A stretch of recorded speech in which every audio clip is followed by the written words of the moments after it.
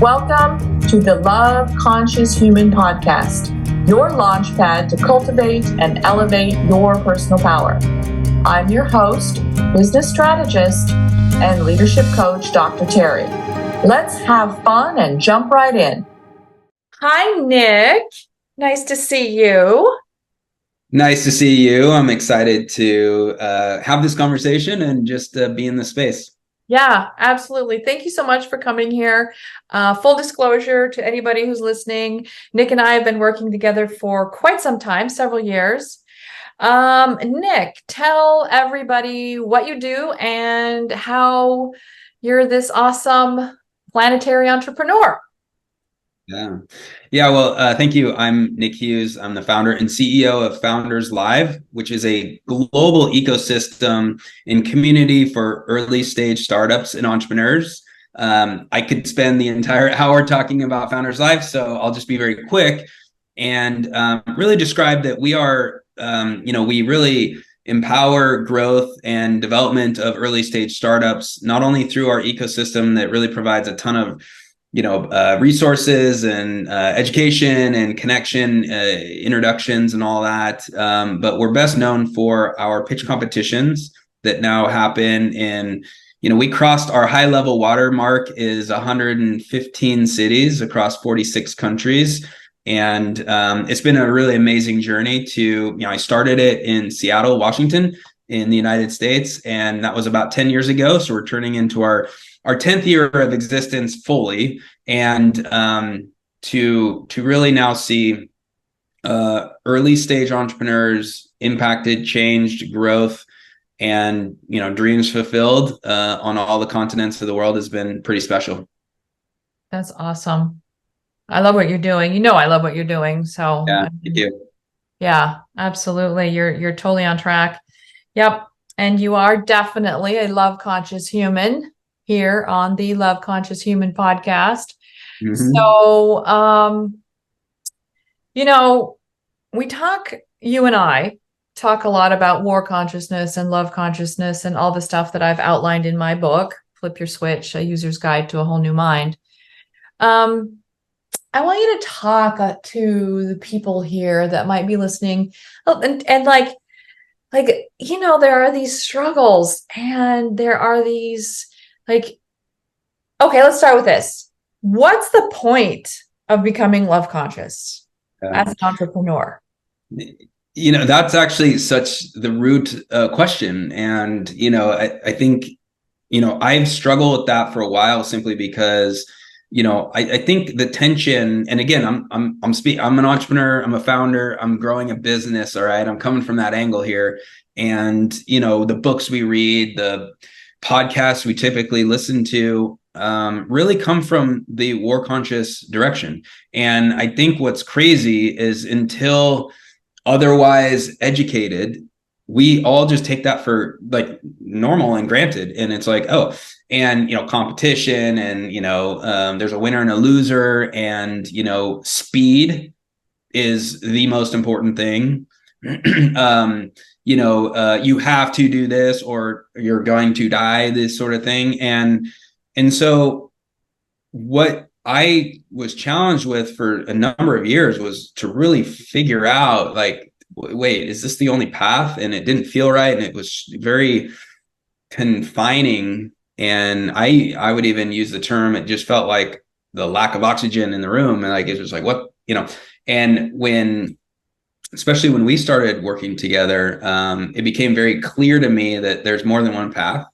There's especially a path that feels better for certain people, maybe more attracted to, or just it feels more at home to have a viewpoint like this and to build a company like this. And honestly, like realizing that it's not a finite world and, you can have happiness and you can benefit the world and feel like you're moving forward and being successful without being a billion-dollar company unicorn. And that's the only really reason to do business, right? So I think the summary of this is, discovering love conscious, not only a way to live, but also a way for business, in my opinion, is the path to at least fulfillment and happiness for entrepreneurs in the Yeah. world. All right, let me jump in here just for a second for anybody who's new to the podcast who doesn't know what we're talking about exactly. So, war consciousness is this point of view, this perspective. Somebody's got to win, somebody's got to lose, somebody's right, somebody's wrong. It's capture, contain, and if you can, kill them. The competition and that duality that is inside of us and outside of us, this cognitive dissonance, this constant worry, this constant I feel bad, I feel mad, I feel sad, I'm stuck, I'm frustrated. All of this is happening, and why can't I have like the other guy, and yada yada. Okay, that's that state of mind we get into. And then the other end of the spectrum is what we call love consciousness. That is where we take a little bit of a higher point of view and we relax a little bit and get into our right mind, literally our right brain as well. And we start to understand in constellation fashion that everything is connected, everything is interdependent. We are complementary, that we can comprehend the problem, we can actually solve a problem, that we can add value. We don't always have to extract money. We'll get into that too. And that this is fundamentally a space of cooperation and compassion, and we slow down to do less better and to have real connection, and we feel fulfilled, and we're more balanced, and we actually create value in ways that move us forward. And so that's kind of like the polarity thing that we're talking about between war consciousness and love consciousness. And having an MBA myself, being a business advisor myself, Nick and I talk about this all the time. It's like it is incredibly skewed towards quantifiable, so-called brick and mortar kind of stuff, where we need to make sure we can extract lots of money because profit is the only purpose. And that's erroneous, and that will definitely shoot you in the foot if you are an entrepreneur or business person. It'll also shoot you in the foot in lots of ways as a consumer or just in relationships. If you're constantly calculating and manipulating, you're not going to get anywhere. But that's yet another thing. Okay. Tell me about some of the social constructs that you had to shift in order to get where you are today. Yeah, the first one that comes to mind is really the venture capital construct that, I'm speaking into, as you are young in an entrepreneurial way and you act, you read and do research and look towards, I guess, like, virtual mentors. I mean, just like when you read the blogs or follow certain people, I would say the main social construct was this must hit a grand slam home run, must be the biggest, fastest, best out there. And, a lot of that comes from, and I've done a ton of thinking and research on this specific thought. Our world is tremendously, I don't want to use, there's a word I'm thinking about, I'm not going to use it, but is definitely screwed majorly because of the venture capital mindset. Yeah. And so what does that mean to others that might be not fully following? What I mean is, when there is investment in early stage companies, venture capitalists, their economic model is to fund an X amount of companies, could be 50 or 100. They're looking for one or two that what they call return the fund, basically meaning massive returns. The flip side of that is they literally don't care if most of their investments go to zero. Let's say that again. They don't care if your company goes to zero and fails. But here's the thing, there's humans behind those companies. And it is the literally most important thing to the founders and all the employees that are working at that company. But the financiers of that operation could care less if that goes to zero. Right. So basically, I want to jump in here just for a second, because I love this point, because it's it's ubiquitous everywhere, that people who are willing to give you money and say they want to help you, what they're doing most of the time is they want to help themselves to you. Yes. That is this war consciousness that we think it's okay to have financial structures like this. Now, the flip side of that is there are ways to grow organically and to be healthy and profitable and happy and to do what you came to do, get your product out there, create a solution for people you want to serve. Now we're leaning into the love consciousness of what it means as an entrepreneur to maybe say no to a venture capitalist and say, actually, no, I'm just going to solve this problem in my community. I know how to do this. I'm actually really good at this. Let me just do this.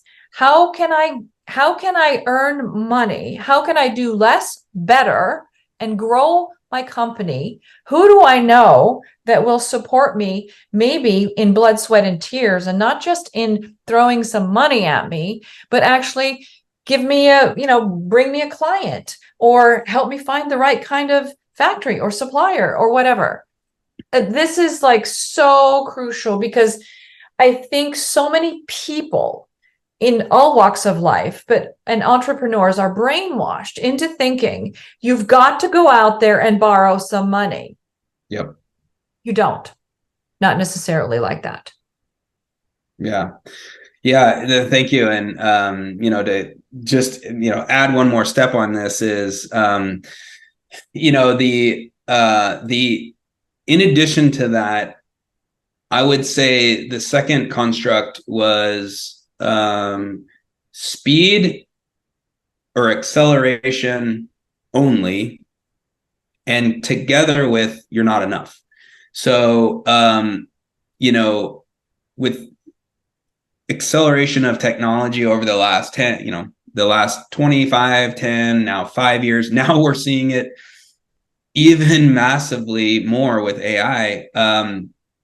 Everything just has to be as faster. And that is also war conscious, and that is false.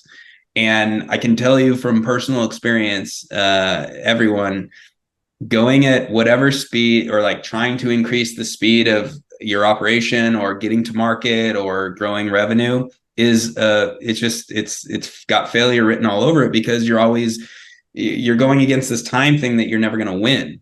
So the war conscious view was, and this is what you really helped me with. You really helped me with breathe, time, slow, less, better. Do less better. Do less better. I say it all the time. Do less better. By just sitting in that has really, really reframed how I view myself, how I view what we're building with Founders Live. And, just knowing that I think success is more about sticking around and actually being healthy as a person, as well as healthy as a business, for the literally long term. Like I say that my hope is to build a Disney or a Nike, meaning these companies have been around. Disney's been around 100 years. It's a brand that has an energy and feeling to it. Nike has an energy and feeling to it, versus like this flash in the pan, let's build hard and hopefully sell for $1 billion in 5 years. Like, no. So, just those social constructs are everywhere. And what has really helped me with not only reading your book, but working with you is I now see that, like, I smell it like rotten, I'm like, oh, wow. Mm-hmm. And I think the strength and the courage is to actually stand in your own beliefs versus what these social contracts are around the world. Yeah. I like what you're saying there. Also, like standing in your own beliefs and your own values. I think also what I want to point out here is that from a personal development point of view, everybody has an evolutionary drive. Everybody has something that they came here to do, and everybody is somebody enough to do something. I don't care if you're bagging groceries or you're Elon Musk, or it does not matter. We all have value. We all have purpose, and everybody's purpose is exactly the same, which is to really be the best person that you can possibly be, develop as much of your potential as you possibly can on this journey called life. And so when you're talking like this, I get really excited because it's like, yes. So we've got here Nick, and this is proof in the pudding. This works. You can be happy. You can do amazing things. You can solve instead of fix stuff. And then you can get away from that, all of the silliness that even when you say it like, oh, you need to build your company fast and hard, and you need to go and have massive growth. And like, don't worry about profitability, really. Don't worry about your clients. Don't worry about your people, your employees. Don't worry about the planet. Like if you can dump shit into the rivers, whatever. Just do whatever you got to do so that as soon as possible, you can sell out and you can get $1 billion or something like that. That whole lie that happens maybe almost never, but sometimes. Yeah. So it's just so destructive and so war conscious. And the funny thing is, it's such a big group mind construct that even a lot of the VCs that are doing this don't understand what they're really doing. Exactly. Entrepreneurs that are doing this, and I'm not saying, oh, good guys, bad guys. No, it's so ubiquitous. We don't even understand that's what we're doing.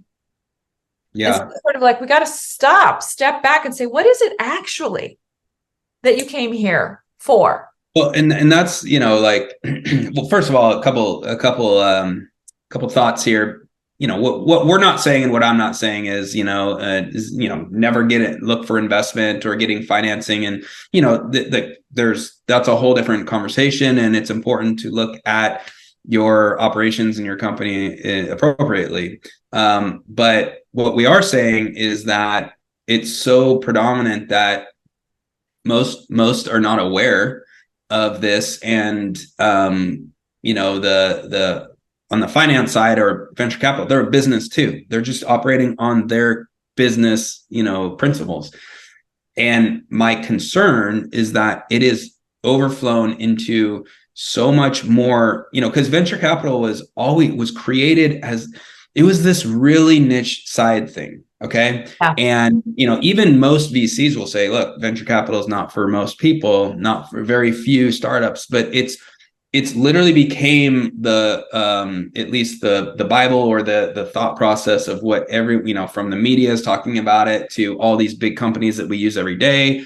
Oh, okay, I want to start something. That's how they did it. So we need to do it. And now the majority, if not almost all founders, follow this like dogma. It's bad. And in my opinion, and I think my suggestion is, like you just said, really step back and look at, what do you want to accomplish? What is this path? And I'm talking about your life. How do you want that to be laid out? What is this journey? And then you pull back and start to understand how you can get there, and do it in the way that is sustainable and is fulfilling, and that if you've chosen to be in control and freedom of yourself in your business, that you make sure you maintain that for like life. You know what I mean? And so these are actual like things that founders, your responsibility, and also people too, entrepreneurs specifically, if you choose to walk this path, that's the first thing you need to sit there and think about is, how do I want this to unfold? Right. And it took me a long time to really get there. Yeah. Yeah. And I think it really kind of boils down to, how do you want to move the needle?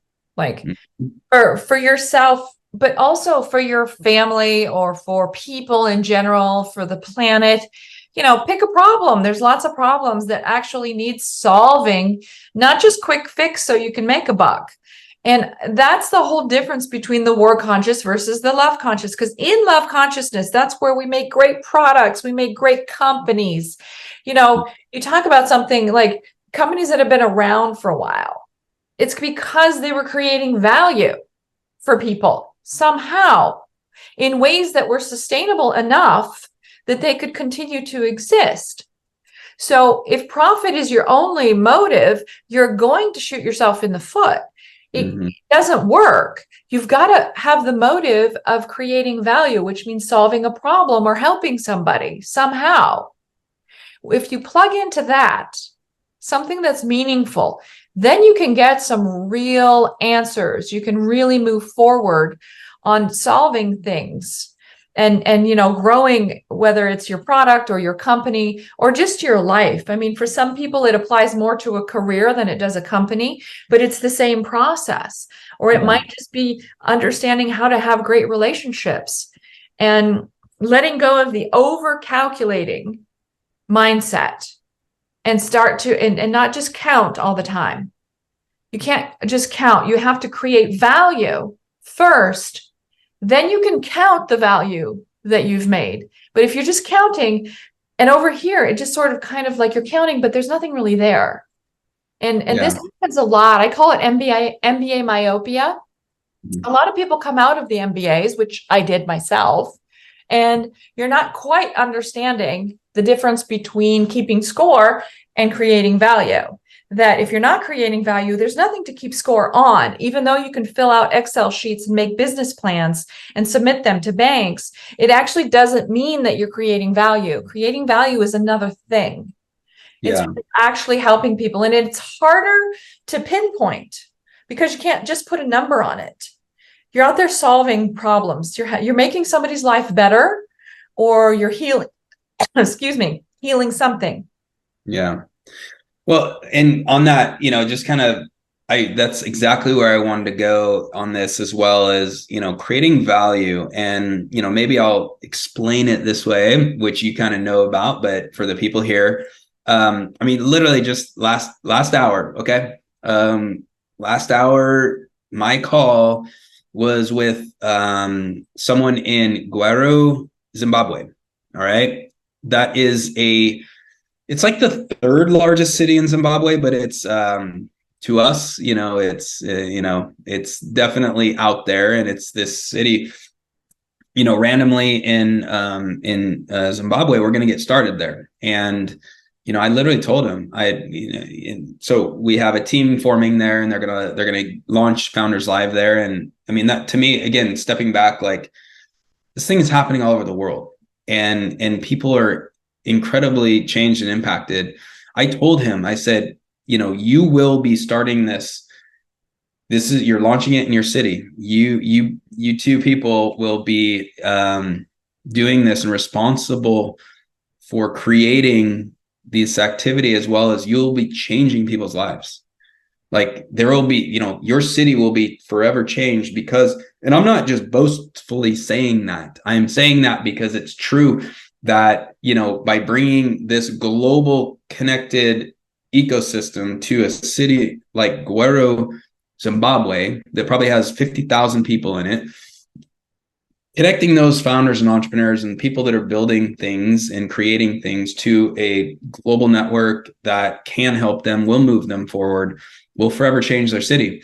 And that's what adding value is about. And it's hard because there is less of a quantifiable, you know, number or equation that's like, oh, okay, get that started. Okay, that's great. That's another, you know, $10,000 of profit for us. No, but unfortunately or fortunately, that's not how I think. And, you know, I can tell you that like how incredible of a gift it is to have started something in Seattle, Washington. It now goes around the world, and these people in Guero, Zimbabwe, will forever be impacted and will be more successful in their life. That can think about the butterfly effect of that just in that city forever. I love this, and this is what I think. This is another great point about how love consciousness works, because war consciousness is this extraction model, whether it's in relationships, whether it's in business, it's this pyramidal extraction thing where I've got to one up on you. I've got to get something out of you. I need to extract more for me, less for you. That's how this works. And so that kind of transaction is exploitative and extraction based. And then there's this, I believe, planetary shift in economics and business models where we're going into this sort of constellation fashion, interconnected web, like you do with Founders Live and your cities, where we're creating value and we're sharing it. Just like the guy who invented the internet web protocol ended up giving it away. Now we can do what we're doing here today because he didn't try to monetize it. He just said, here. And here we are. So there's a lot to be said for those kinds of actions in the world where, wow, what kind of value did this guy create?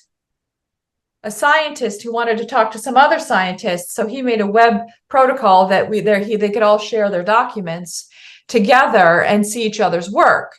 That was actually the purpose of it. Right. And now here we are, decades later, and like all of this advantage and what we're doing right here now, creating this podcast is all because this guy was willing to just do this and give it away. He didn't try to put it into the extraction model and say, how can I become a billionaire off of this? He was like, no, this is not my purpose. My purpose is to share my science and someone else's science together to solve a problem in physics. And what you have happening with Founders Live is kind of that same thing. It's that model of like, well, how do we share all of this information? So we've created this ability to talk to each other, to give each other things, to model the model of what success looks like, to have webinars and free information and learning all over the place. And we're just putting it out there. We're just putting it out there, and then having different cities who could talk to each other and connect with each other, say, how did you solve this problem? I'm having this problem. How did you solve it? Mm-hmm. And I think it's just this planetary shift that's happening in the economics where we are not going to be able to extract for much longer. It's killing us. It's killing the planet. There are whole industries around regenerative farming, regenerative medicine, regenerative manufacturing, regenerative waste management. You name it, regenerative is the word.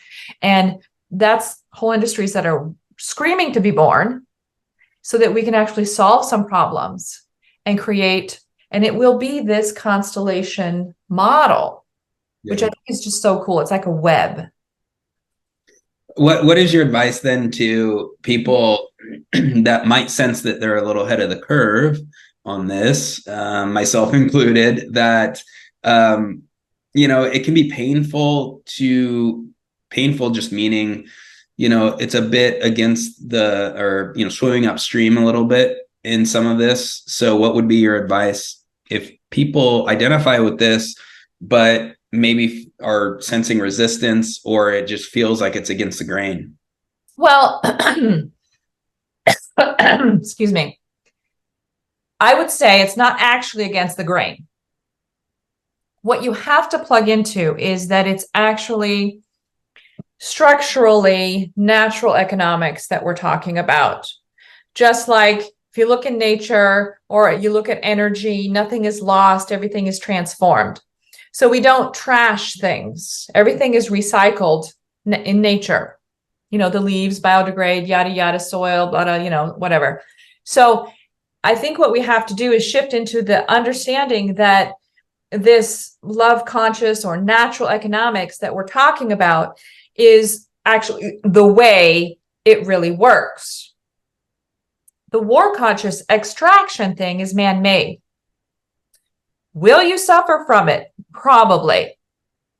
But here's what you do. This is what I tell all of my clients who suffer from this, is you need to have a little bit soft touch within the extraction model, because that is the dominant model. It is here. It is now. The future is the other model, the constellation, web, community, collaborative, creative model. That's the future. So you need to survive now, do what you have to do, but don't invest your blood, sweat, and tears into the extraction model. It will eat you up and spit you out. That's what it's made to do. So just be careful where you go there. You're swimming with sharks. I mean, you even have shows called Shark Tank. I mean, what does that tell you? Okay. So you touch lightly there. You do what you need to do. You know, it's kind of like, don't quit your day job if you want to be an artist. You still need to eat. But then on the other hand, use your time. Use your money. Don't buy shiny things. You know, you don't need the shiny things. Invest in yourself, invest in your company, invest in your education, invest in your personal development. Buy my book, shameless plug. And then go ahead and develop yourself. Get in touch with your purpose. Do what you need to do to advance yourself. You're what matters. Let's face it, the day you die, it will not matter how many diamonds you have on your fingers or whatever. The day you die, the only thing that's really going to matter is what you did with your life. So, you know, put it into like the perspective of reality. All of the pyramid model is sucking us into that happiness formula lie about how if we get this thing or get that thing, the right spouse, the right house, the right car, the right dress size, the right jewelry, whatever, you know, get our kids into the right school, whatever it is, that then we'll be happy. That's a lie. You know, happiness fulfillment is available to you right now, this red hot minute. It's a shift. It's a state of being, not a state of doing. It's a state of being where we can all participate in that. And the more time you spend there in that state of being and happiness, the more you get to go there and maintain it. So yeah, I hope that answers the question. I went a little bit off topic there, but now that you're asking me questions on my podcast, it's a natural thing, everyone. I was saying, like, I typically am the one interviewing, and so it's nice to be on this side, and it's great. But that was really helpful. The really helping us understand that it's not against the grain. Thank you for saying that, because that was again, it's one of those myths, right? Yeah. It's one of those psychological social constructs that we have to yield to the so-called system that's there. But actually, that's not the system that's there. That's smoke and mirrors. It's not there as much as we think it's there. It's kind of like, I equate that to like the myth of Hollywood. Like, you just take your ticket, you get on a bus, and you show up in Hollywood, you're going to get discovered and you're going to be a star. Like, no, you're going to end up waiting tables if you're lucky. There's all of these mythologies that we develop, and there's social constructs that are not healthy. They're just not healthy for us. We have to, pull it back and get back to more of, who am I inside? What do I want to do with my life? What's meaningful to me? What did I come here to do? How will I get there in accordance with my values? And how can I help some people along the way? Well, it's interesting you bring up that Hollywood stuff, because, I think observation, but when you look at most successful people, isn't it funny that they're like, I'm just myself. I'm just literally living. What are you talking about? And all of a sudden there's all this stuff coming to them, or, whether it's success, money, whatever. Yeah. And I think what's really interesting about that is really, really the originals, the ones that are just doing what they were brought here to do, are the ones that tend to be the most successful, not the ones traveling to Hollywood to make it, and I'm going to be an actor or an actress or whatever, and they're forcing the issue, and they're not themselves, and we can equate this to, in my world, especially, I'm going to go chase the shiny object of, whether it was mobile at the time, and then it was blockchain or crypto, and now it's AI, and we're going to go be this, and we're going to do that. And they're not themselves, really. They're not creating something coming out of them. They're manufacturing something mostly false. And so I think I've shared this with you too, which is like, I so identify with the artist, and, I'm just doing what is just coming out of me. Okay. I work hard, obviously, but, I'm trying to be present enough to just be who I am and let it come out. And then over time, the goodness will be here because it was supposed to, versus trying to manufacture the fake thing all the time. Absolutely. Absolutely. So it's like the success or the money or the fame or something is the byproduct of somebody successfully being themselves. Like getting in touch with what they came here to do, following through, not caring that much about what the world outside thinks or doesn't think of them, but like really being driven by their own evolutionary drive, their sense of purpose, and plugging into that and being like a little bit scrappy sometimes, and like, okay, this is what I'm going to do, I'm going to figure out how to get there. And it's really, that's what is really the success that we see, right? And again, I like to talk sometimes about the whole Steve Jobs things, who was a yogi, who, he was vegan and all this stuff. And, and I remember like watching the documentaries on him and studying a little bit about him because he was such a personality. But, he quit university because it wasn't doing it for him.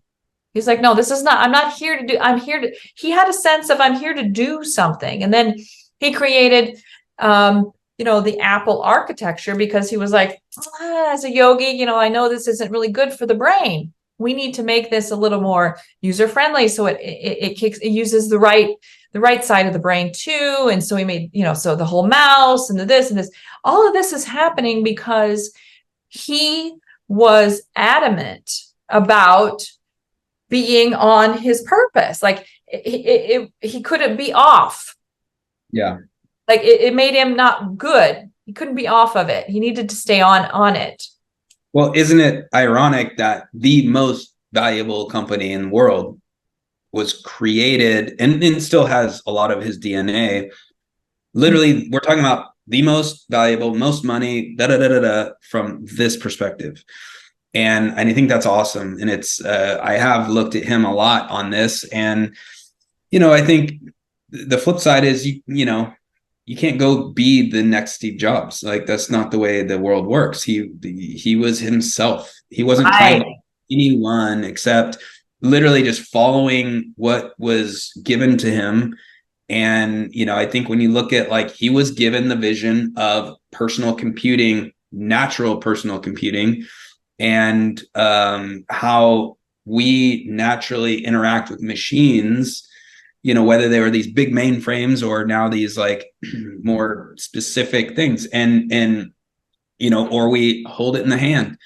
That was his gift, and that they are the most valuable company in the world now. And so I think my message is, first and foremost, not everyone's going to create the most valuable company in the world. So forget about that. Just listen more closely to what has been given to you. And if you live that unique life, very, very great things are going to happen. Absolutely. Yeah. And that's actually one of the things I like to point out in my book is when you start to plug into your evolutionary drive, your sense of purpose, understanding what you came here to do, plugging into your higher self and some of these other things. When you do that, synchronicity kicks in. Now, I know you experience this. I experience this. And it's just the coolest thing ever, because you will have these experiences where the universe is just bringing you something on a silver platter. And you're like, how did that, like what? What? Right? Yeah. And it's weird. It can be frightening at times, but it is an absolute, it's the example of the yourself and the universe really in sync. And that, and I think sometimes, I'm just now speaking off the cuff a little bit, where, whether it's being an entrepreneur, we're told it's so hard. And, you think that every single day should be a fight, uphill battle. And it's like, no, what about the universe giving you the greatness and showing you the path? Yeah. That is a better way to live. But it's the slightly different angle. Yeah. Yeah. And there's nothing religious or woo-woo about it.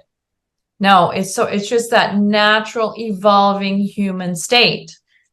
That's why we call this Love Conscious Human podcast.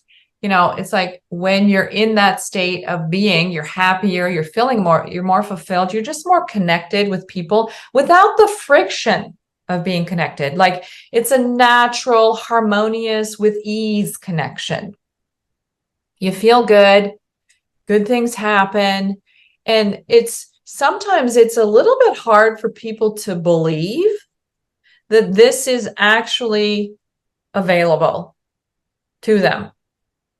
It takes a little while to get used to this, and then to be in a state of maintaining yourself in a way, mentally, emotionally, and physically, so that it's happening. It's just happening for you, and it's okay. And you're neither jumping up and down or sad. Like it's just like it sort of just slowly infuses and becomes a part of the way you live and the way that things happen for yourself and your company. Well, this is where I would step in and suggest around, we've talked about this around redefining success, or, what that exactly means. And, not to say like it's the journey, not the destination, those are overused terms, but I think my suggestion would be really sit back and start looking at what is your definition of success, and how can that morph into much more of a path that you can find yourself be present in, versus achieving metrics. And I'm going to jump backwards to add some clarification here. I think one of my other challenges was my actual first career. So I was an athlete, and I then studied physiology and biomechanics in college. And my first career coming out of school was actually, I was a strength trainer. I, worked with professional athletes, performance, strength, quickness, agility. It's all about busting through the wall and, getting stronger and bettering yourself and measuring that and seeing a result. And, I think that was also ingrained in myself as I transitioned out of that into now entrepreneurship and technology, just like quantifying, measuring, never being good enough, because you're literally always striving for the next thing. And, my suggestion is that release that, if that's a thinking that you all have, and getting back to what is actual success. And it can be a space and energy feeling versus I'm going to measure this and I need to achieve these things or I'm not good enough. I love that you give that permission to people, like that it's a space and energy thing first. Measurements will probably come at some point. Sure. It's a space and energy thing. And you have to allow that in your mental, emotional landscape. You need to leave room for that and allow that in. Because if you don't, you can't receive it. No. Yeah. This took me, this is probably my biggest growth, and it took a while. And, you know, it was great when people like yourself entered my life, because I was circling around it. I wasn't fully there. And, you know, teacher showed up at the right time. Yeah. Yeah. That's great. Thank you so much, Nick, for being here. Is there anything you want to, you know, finish with, anything you'd say to somebody? And then you can let us know like where we can find you. Well, I mean, my message would be, you know, just, you know, I'm not sure exactly when this will hit, but, you know, right now we're kind of entering the holiday season, the slow time. And, you know, it's important no matter when in the calendar, you know, but slow down, you know, listen, and some things are going to become a little clearer. And, you know, I have to remind myself of this. I tend to travel around the world, and my life can get very, accelerated and kind of crazy. And so I have to remind myself to time out and stop, listen, and really just take some time through meditation or whatever, just absolutely rest. And you are going to get some of these messages. So that's my suggestion. And